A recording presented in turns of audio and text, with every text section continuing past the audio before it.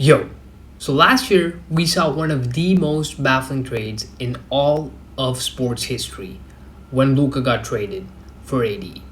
Well, today we're here to see some of the worst NBA trades of all time, bro.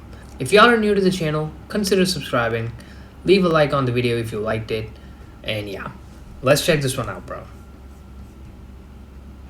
In the NBA, one trade can make or break a franchise's entire past, present, and future. Sometimes there's something in it for both sides, like Sabonis for Halliburton or Shaq for Lamar Odom. Other times a trade makes no noise at all. But sometimes trades go so poorly that it takes a franchise years to recover if they ever do. For example, Karl Anthony Towns just went to the Knicks and he looks like a stud. But the Timberwolves, on the other hand, look pretty bad now. Today, That's in a cool take. particular order, we're diving into the 10 worst trades in NBA history. Buckle up because these missteps are sure to leave you shaking your head. In 2019, the Los Angeles Clippers executed a blockbuster trade that shook the NBA. Okay. The Clippers acquired Paul George from the Oklahoma City Thunder. Yeah, I knew this would come up. Creating a dynamic duo with Kawhi Leonard and positioning the Clippers as immediate championship contenders. However, the price they paid for George was steep. The Clippers sent away promising young guard Shai Gilgeous-Alexander, seasoned forward Danilo Gallinari, and a staggering haul of 5 first-round draft picks along with 2 pick swaps. At the time, the trade was hailed as a bold and necessary step for a franchise desperate to escape its reputation for postseason failures. The Clippers' vision was clear: build a super team capable of dominating the league. Unfortunately, reality has not aligned with those expectations. While George has had moments of brilliance, his tenure with the Clippers has been marred by injuries and inconsistent playoff performances. The thing is, though, in hindsight, yes, it was a very bad deal, but y'all have to look at it at that point of time. I know that's not exactly, what the point of a trade is, but at that point of time, SGA was just finished his rookie year. He was cool. He wasn't like super promising. I'm not gonna lie, he wasn't super promising. Nobody could ever predict that he'd become an MVP, especially if he still played on the Clippers. I don't think he's gonna be an MVP. I think it's the Thunder that made him that. And Paul George just came off a season where he finished all defense. I'm pretty sure he was third in MVP voting, behind only I think Giannis and Harden.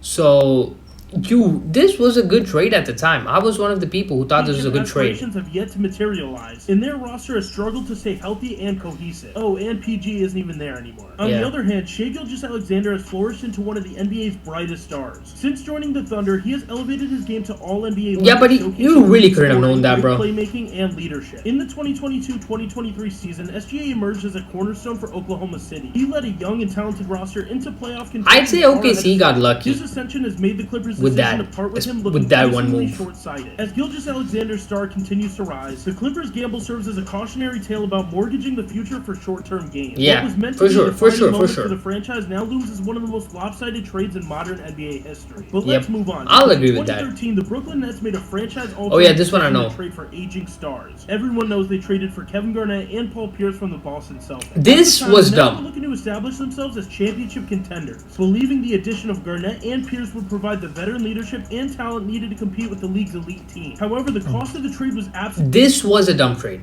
This is probably the worst trade in NBA history. I'm not gonna lie, this is probably the worst trade in NBA history, bro.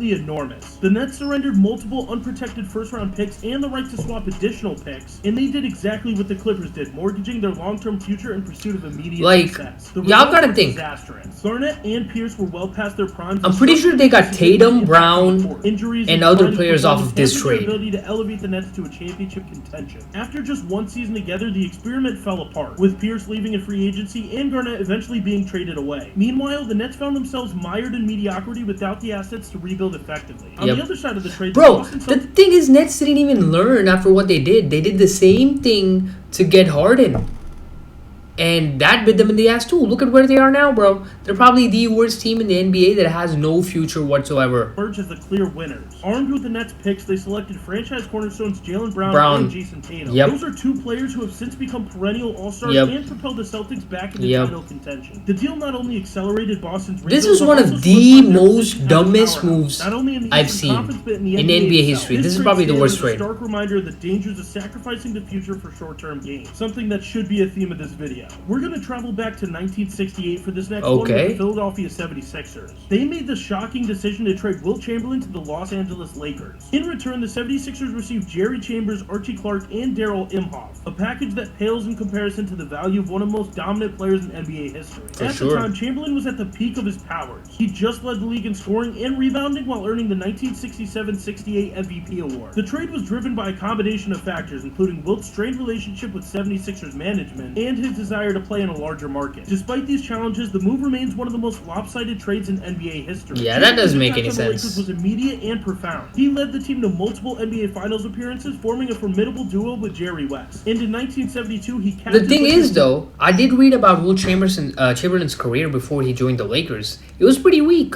Not gonna lie, it was pretty weak.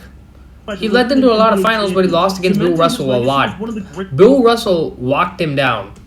Of all time. Meanwhile, the players the 76ers received in return struggled to make a significant impact. Jerry Chambers never played a game for Philadelphia, Archie Clark was a solid contributor but far from a star, and Darryl Imhoff's production was modest at best. The trade left the 76ers without their centerpiece, and the team entered a prolonged period of mediocrity. Trading Wilt Chamberlain, a once-in-a-generation talent, for such a modest return remains a baffling decision, and a But they couldn't have known at that time. undervaluing a superstar's worth. I'm not gonna. 1975, the Milwaukee Bucks made a decision that would change their entire culture, and that's when they decided to trade Kareem Abdul-Jabbar and Walt Wesley to the Los Angeles. The thing is, though, with both these moves that they just mentioned, with both Wood and Kareem, I feel like the team really had no choice. I feel like the players had all the leverage there, which is why they made these trades. A package of 4 players: Elmore Smith, Brian Winters, Dave Myers, and Junior Bridgman. Back then, it was probably a foreign concept to get 4 players for one. Close to the impact of Kareem. Kareem's tenure in Los Angeles was nothing short of legendary too. He became the centerpiece of a Lakers dynasty, teaming up with Magic Johnson in the 1980s to dominate the entire league. Over his time with the Lakers, Kareem captured 5 NBA championships and solidified his place as one of the greatest players ever. He earned multiple MVP awards, and he became the league's all-time leading scorer. His patented skyhook became one of the most iconic and unstoppable moves in basketball history. The trade didn't just benefit the Lakers, it altered the balance of power in the NBA for years to come. The Bucks, on the other hand, struggled to replicate their earlier success despite the efforts of the players they received. The 5th trade we have on this list is from 1998, and that's when the Milwaukee Bucks selected Dirk Nowitzki with the 9th overall pick, a decision that could have changed the franchise's fortunes forever. However, the Bucks immediately traded Nowitzki to the Dallas Mavericks in exchange for Robert Tractor Traylor, a move that would go down as one Robert of the Tractor Traylor blunders in NBA history. The Mavericks also received a guy named Pat Garrity, but it was Dirk. While Robert Traylor's career was largely forgettable, marred by underwhelming performances and struggles to live up to expectations, Dirk Nowitzki blossomed into one of the greatest power forwards of all time. Over the course of his 21-year career with the Mavericks, I don't know about that one. Synonymous with loyalty, excellence, and I thought innovation. Dallas had him. One-legged fadeaway became an iconic move, and his ability to stretch the floor. Dallas made a dumb trade too. They traded away Steve Nash. His crowning achievement came in 2011 when he led the Mavericks to their first NBA championship. His Finals MVP performance was a testament to his resilience and his skill, as he carried Dallas past the heavily favored Miami. Yeah, this is one of the most greatest runs LeBron James, in NBA history. And Chris Bosh. For the Bucks, the trade serves as a painful what-could-have-been scenario. Letting go of a generational talent like Dirk for a player who they got Giannis though. Impact is terrible, and they definitely have to question their player evaluation on draft night. Around the same time in the 1987 NBA draft, the Seattle Supersonics made a significant move by selecting Scottie Pippen with the 5th overall pick, a choice that seemed promising for the franchise. However, in a decision that would haunt them for years, they traded Pippen to the Chicago Bulls, and let's just say they didn't get much back. At the time, the Supersonics believed they were making a sound choice with this trade, but obviously that didn't go their way. Even though the other guys went on to have a good career, their contributions mean nothing. They didn't even get to be mentioned. Under the guidance of head coach Phil Jackson and alongside that's Michael crazy. Jordan, developed into one the of dude didn't even mention their names on video.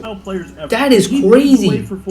How worthless could they have been? Defense, playmaking ability, and scoring, Pippen became an integral part of the Bulls dynasty. Like he mentioned random ass 4 players in the Kareem era and Wilt era, but didn't mention who Scottie Pippen got traded for. That is crazy disrespect. Not gonna lie. But hey, they just must have been that trash. Trading away Pippen, the Supersonics inadvertently bolstered the Bulls dynasty, while missing out on the chance to build their own. In 1996, the Charlotte Hornets selected Kobe Bryant with the 13th overall pick. Yeah, I've heard about this one. They traded him to the LA Lakers for veteran center Vlade Divac. While Vlade was a solid player, Kobe's legacy speaks for itself. 5 But NBA championships. y'all have to. This one I kind of disagree with because Kobe had all the leverage when he was being drafted, bro. He basically told everybody, I'm going to LA. There's nothing you can do about it. Do not draft me. And he didn't even show up for workouts. So the Lakers, they basically made an arrangement with Charlotte Hornets beforehand to give them whatever player they wanted in exchange for Kobe. So this isn't really a bad trade in And, of course, retrospect. a huge impact on the game. The trade marked the beginning of the Lakers' return to dominance and left Hornets fans wondering what could have been. And then if we go a little If bit Kobe was modern, on the Hornets, bro, they probably would have found out some way to ruin him. Acquire former MVP Russell Westbrook, trading away Kyle Kuzma, Kentavious Caldwell-Pope, Montrezl Harrell, and draft picks to the Washington Wizards. The Lakers envisioned Westbrook as the final piece of. I don't know if this qualifies as one of the worst trades in NBA history. The thing is, though, almost everybody could have predicted it wasn't going to work with LeBron and Westbrook on the court. There's just two clashing, they just have two clashing play styles, because Westbrook is going to mess up from time to time, and I don't know. It just didn't make sense even from the start. I don't even know why they did this move.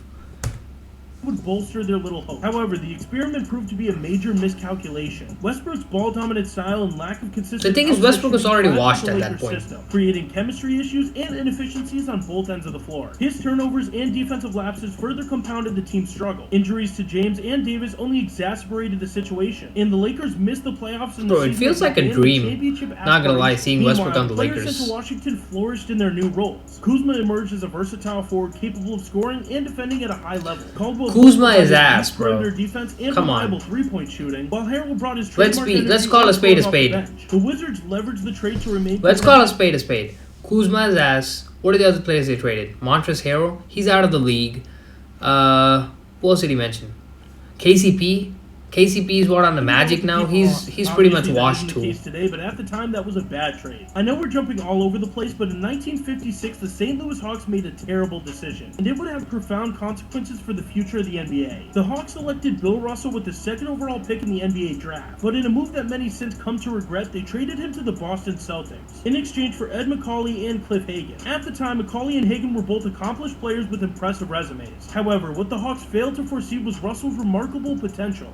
Bro, 11 straight NBA, 8 straight NBA titles, bro. The Celtics, and he went on to establish an unparalleled legacy in the NBA. Over the course of his illustrious career, he won an astounding 11 championships in 13 seasons, which is the most by any player in NBA history by a lot. Russell's dominance on defense and his ability to control the game from the paint were unlike anything we had seen before. He became a force of nature, redefined the role of the center, and changed the dynamics of team success in the NBA. Meanwhile, Macaulay... to be fair, there were only like 8 NBA teams at the time, so... the level of sustained excellence that Russell did. Today, the decision to trade Russell is widely regarded as one of the most short-sighted and costly moves in NBA history. One that forever altered the trajectory of both franchises. And we're just going to keep piling on for Atlanta. Because on draft night in 2018, the Atlanta Hawks made a bold decision. This decision set the...